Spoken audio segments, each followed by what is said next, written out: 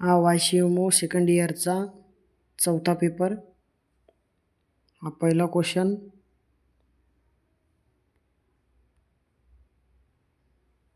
ऐंशी मार्काचा असतो.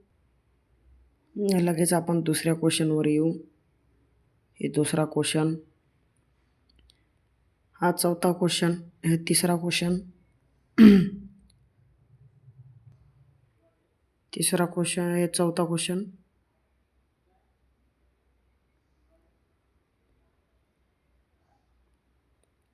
व्हिडिओला लाईक, कमेंट, सबस्क्राईबर करा.